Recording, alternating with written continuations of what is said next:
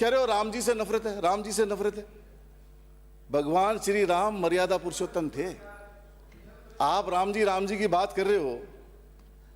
रामगंज में मेट्रो का स्टेशन बन रहा था, आपने रामगंज का राम जी का नाम था ना, इसलिए मेट्रो स्टेशन खत्म कर दिया। हमने अप्रूव किया था, बड़ी चौपट से मेट्रो का उद्घाटन किया हमने उद्घाटन किया, और रामगंज में स्टेशन था, और आप सब लोगों ने मिलके कि रामगंज स्टेशन नहीं होना चाहिए, उसको आगे ट्रांसपोर्ट नगर ले जा रहे हो। क्यों ले जा रहे हो भाई?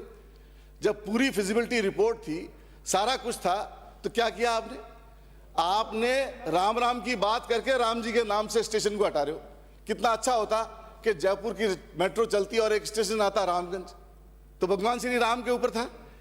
भगवान श्री राम ने मर्यादा सिखाई, आपकी तरह ऐसे इस तरह के भाषण, नफरत, ये सब चीजें नहीं सिखाई। नफरत के उसमें डूबे हुए लोग हो आप लोग, तो पूरे उसमें नफरत फैला रहे हो। तो मैं ये कहना चाह रहा हूं कि अभी भी सुध ले लो, और अभी भी मेरी गुजारिश मान लो, अच्छा अनोबैम है, मेरी लुगाई पूरी मुसलमान है, कोई दिक्कत वाली बात कोई नहीं, थाने बैम है, वो इशारा खटी और है, कहीं पे इशारा कहीं पे निगाह वाली बात हो रही है, मेरे में मत शक करो आप। तो और वैसे ये हिंदुस्तान है, यहाँ सब चीज जायज है। खैर बहरहाल मैं ये कह रहा था, मैं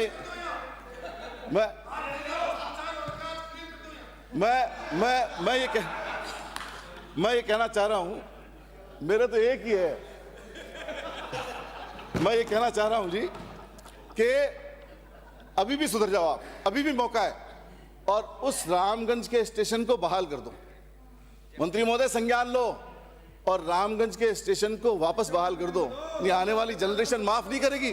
दूसरी जगह से तो आपको राम का नाम बनाने के लिए अंग्रेजी शब्दों का सहारा लेना पड़ रहा है,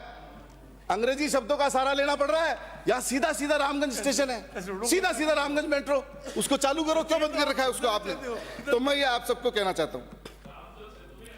दूसरी एक बात और कहना चाहता हूं, दूसरी बात ये कहना चाहता हूं कि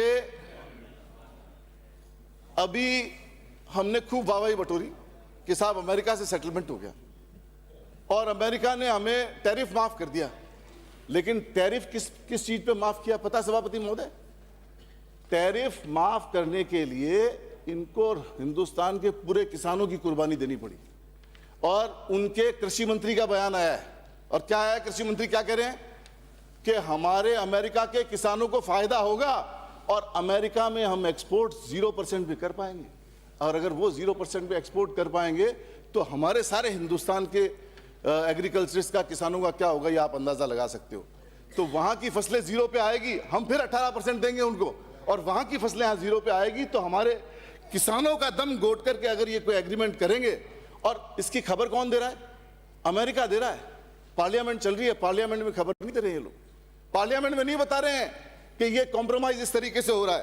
तो मैं आपको और पूरे सदन को ये बात बता देना चाहता हूं। दूसरी बात मैं ये कहना चाहता हूं, राज्यपाल के अभिभाषण में आपने बहुत सारी बात करी, और पूरा लवाजमा 192 पैराओं का आपने पढ़ दिया, अभिभाषण पढ़वा दिया, लेकिन एक बात भूल गए, ऋण की बात भूल गए। मैंने सभापति महोदय एक सवाल लगाया, और पिछले साल लगाया कि राजस्थान में इस पिछले 1 साल में कितना ऋण लिया गया, तो आपको ताज्जुब होगा। पिछले 1 साल की बात बता रहा हूं, 24-25 की। मेरे पास जो फिगर आया है, डोटासरा जी फिगर दिया इन्होंने, 1,49,203 करोड़ रुपए, ये पहले साल में ले लिया आपने। पहले साल में 1.5 लाख करोड़ का लोन ले चुके हो आप, और पूरे राजस्थान को कर्ज में डुबो दिया आपने। और आप ये कह रहे हो कि अभिभाषण में आप उनको धन्यवाद प्रस्ताव दें। ऐसे चीजों पे धन्यवाद नहीं दिए जाते हैं, लेकिन संवैधानिक प्रक्रिया है इसलिए बोल रहे। लेकिन आपको ये सबक लेना चाहिए कि इस तरह से आप अगर बजट को मैनेज करोगे तो आप 5 साल मुश्किल निकालोगे, 5 साल आपको निकालने में बड़ी मुश्किल हो जाएगी। और